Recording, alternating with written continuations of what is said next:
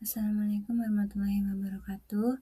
Perkenalkan, saya Karisma Kainiana, NIM 231400006. Pada kesempatan ini, saya akan mempresentasikan hasil analisis laporan keuangan PT Wisata Nusantara Indah tahun 2023 dan 2024. Analisis yang saya lakukan meliputi analisis rasio keuangan, common size dan trend, arus kas, interpretasi kondisi keuangan, analisis DuPont, dan break-even point untuk mengetahui kondisi keuangan perusahaan. Pada slide ini, saya menghitung rasio likuiditas dan solvabilitas. Pertama adalah current ratio dengan rumus aset lancar dibagi liabilitas lancar. Tahun 2023 perhitungannya adalah 7.305 dibagi 3.915 sehingga menghasilkan 1,87 kali, sedangkan tahun 2024 yaitu 9.995 dibagi 4.055 sehingga menghasilkan 2,46 kali. Karena current ratio meningkat, artinya kemampuan perusahaan membayar kewajiban jangka pendek semakin baik. Selanjutnya, quick ratio dihitung menggunakan rumus aset lancar dikurangi persediaan, lalu dibagi liabilitas lancar. Tahun 2023 diperoleh 4.820 dibagi 3.915 sama dengan 1,23 kali, sedangkan tahun 2024 6.435 dibagi 4.055 sama dengan 1,59 kali. Artinya, walaupun persediaan tidak dihitung, perusahaan masih mampu melunasi kewajiban lancarnya. Kemudian, debt to asset ratio dihitung dari total liabilitas dibagi total aset tahun 2023 yaitu 7.655 dibagi 17.795 sama dengan 43%, sedangkan tahun 2024 8.340 dibagi 21.965 sama dengan 38%. Penurunan ini menunjukkan aset perusahaan semakin sedikit yang dibiayai oleh utang. Terakhir, debt to equity ratio dihitung dari 7.655 dibagi 10.140 sehingga hasilnya 75,5%. Sedangkan tahun 2024 8.340 dibagi 13.625 menghasilkan 61,2%. Artinya, struktur permodalan perusahaan semakin sehat karena proporsi utangnya menurun. Selanjutnya, saya menghitung rasio profitabilitas. Yang pertama, gross profit margin dihitung dari laba kotor dibagi penjualan. Tahun 2023 yaitu 5.590 dibagi 16.605 menghasilkan 33,7%. Sedangkan tahun 2024 8.365 dibagi 22.530 menghasilkan 37,1%. Ini menunjukkan perusahaan semakin efisien menghasilkan laba kotor dari penjualannya. Selanjutnya, net profit margin dihitung dari laba bersih dibagi penjualan. Tahun 2023 hasilnya 1.570 dibagi 16.605 sama dengan 9,5%, sedangkan tahun 2024 2.360 dibagi 22.530 sama dengan 10,5%. Artinya setiap penjualan menghasilkan laba bersih yang lebih besar dibanding tahun sebelumnya. Kemudian ROA atau ROA dihitung dari laba bersih dibagi total aset. Perhitungannya 1.570 dibagi 17.795 sama dengan 8,8%. Lalu tahun 2024 2.360 dibagi 21.965.000 sama dengan 10,7%. Artinya aset perusahaan dimanfaatkan lebih efektif untuk menghasilkan laba. Terakhir, ROE dihitung dari laba bersih dibagi total ekuitas. Tahun 2023 hasilnya 15,5%, sedangkan tahun 2024 meningkat menjadi 17,3%. Artinya tingkat pengembalian kepada pemilik modal semakin baik. Pada rasio aktivitas terdapat dua perhitungan. Yang pertama, perputaran piutang menggunakan rumus penjualan dibagi piutang. Tahun 2023 yaitu 16.605 dibagi 2.790 menghasilkan 5,95 kali atau sekitar 61 hari. Sedangkan tahun 2024, 22.530 dibagi 3.595 menghasilkan 6,27 kali atau sekitar 58 hari. Artinya, perusahaan lebih cepat menagih piutangnya dibanding tahun sebelumnya. Selanjutnya, perputaran persediaan dihitung dengan rumus HPP dibagi persediaan. Tahun 2023 yaitu 11.015 dibagi 2.485 menghasilkan 4,43 kali atau sekitar 82 hari. Sedangkan tahun 2024, 14.165 dibagi 3.560 menghasilkan 3,98 kali atau sekitar 92 hari. Nilai ini justru menurun sehingga menunjukkan persediaan berputar lebih lambat.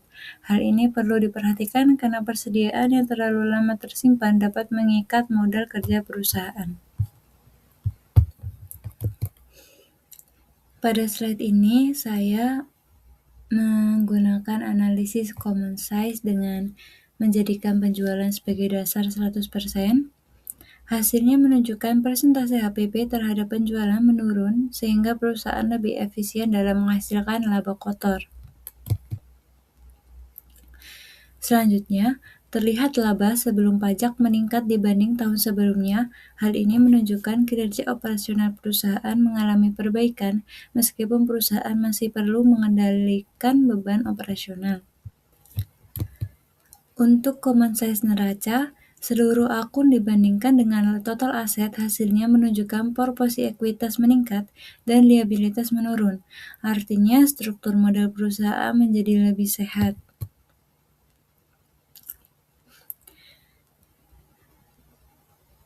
Pada analisis tren, saya membandingkan perusahaan dari tahun 2023 ke 2024. Penjualan, laba bersih, aset, dan ekuitas semuanya meningkat, bahkan laba bersih tumbuh lebih cepat daripada liabilitas, sehingga kondisi keuangan perusahaan menunjukkan perkembangan yang positif.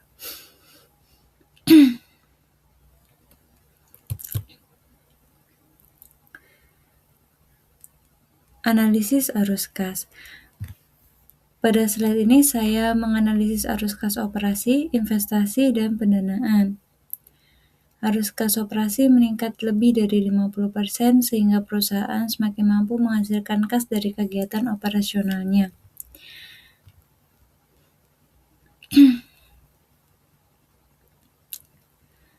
Arus kas investasi semakin negatif dari minus 900 menjadi minus 1.440, konsisten dengan kenaikan aset tetap atau neto dari 9.665 menjadi 11.035. Ini mengindikasikan perusahaan terus melakukan ekspansi atau investasi aset atau MIS, renovasi hotel, penambahan fasilitas untuk mendukung pertumbuhan pendapatan. Arus kas pendanaan berubah dari positif 195 tahun 2023 ada penambahan pinjaman atau modal menjadi negatif minus 985 tahun 2024 net pembayaran utang atau dividen. Ini adalah sinyal positif.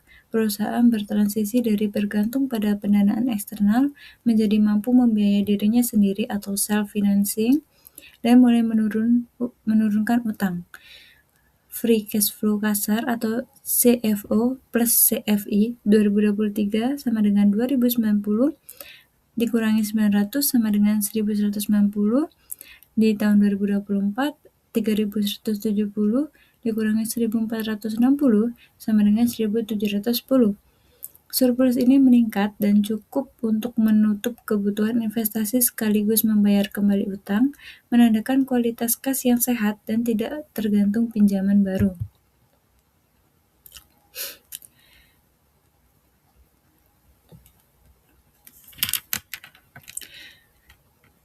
Berdasarkan hasil analisis, perusahaan memiliki beberapa kekuatan, yaitu pertumbuhan penjualan dan laba yang tinggi, likuiditas yang baik, profitabilitas meningkat, struktur modal yang lebih sehat, serta arus kas operasi yang kuat, seperti yang sudah tertera pada PPT yang saya lampirkan.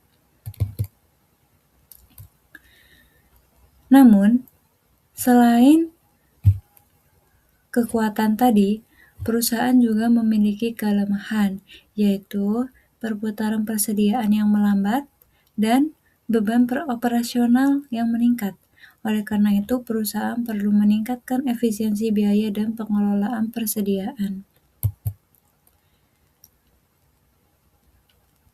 Berdasarkan hasil analisis yang saya berikan, saya dapat merekomendasikan perusahaan untuk memperbaiki manajemen persediaan, mengendalikan beban operasional, dan mempertahankan struktur pendanaan yang sehat. Dan untuk lebih lengkapnya, saya sudah memberikan penjelasannya di PPT ini. Dan masih ada rekomendasi lainnya, seperti perusahaan dapat memanfaatkan arus kas operasi untuk melakukan ekspansi secara bertahap, dan perusahaan juga dapat mempercepat penagihan piutang agar arus kas semakin lancar. Pada analisis DuPont, ROE dihitung menggunakan 3 komponen, yaitu net profit margin, total asset turnover, dan equity multiplier. Hasilnya, ROE meningkat dari 15,48% menjadi 17,32%. Itu semua didapatkan dari net profit margin yang meningkat dari 9,45% menjadi 10,48%, dan total aset turnover-nya dari 0,933 kali menjadi 1026 kali, dan equity multiplier dari 1,755 kali menjadi 1612 kali.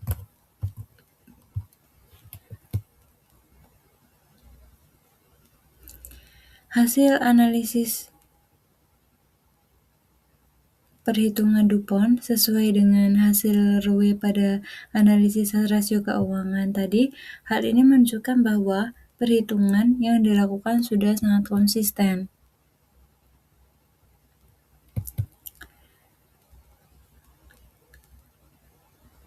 Dari analisis DuPont tadi dapat disimpulkan bahwa peningkatan ROE disebabkan oleh meningkatnya profitabilitas dan efisiensi penggunaan aset, bukan karena penambahan utang. Ini menunjukkan kualitas pertumbuhan perusahaan yang cukup baik.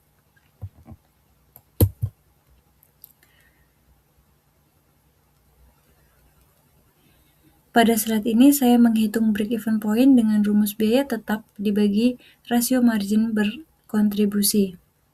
Perhitungan ini digunakan untuk mengetahui batas minimal penjualan agar perusahaan tidak mengalami kerugian, yang dimana salah satunya penjualan di tahun 2023 itu 16.605 menjadi 22.530 pada tahun 2024. Ada juga biaya variabel dari 11.015 menjadi 14.165, dan ada MK, margin kontribusi, dari 5.590 meningkat menjadi 8.365, dan rasio MK dari 33,67% meningkat menjadi 37,13%.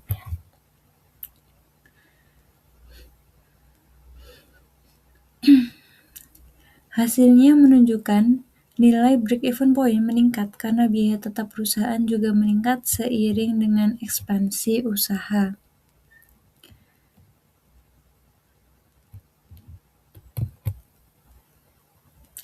Selanjutnya, margin of society berada di sekitar 36%, artinya penjualan masih dapat turun sekitar 36% sebelum perusahaan mengalami kerugian.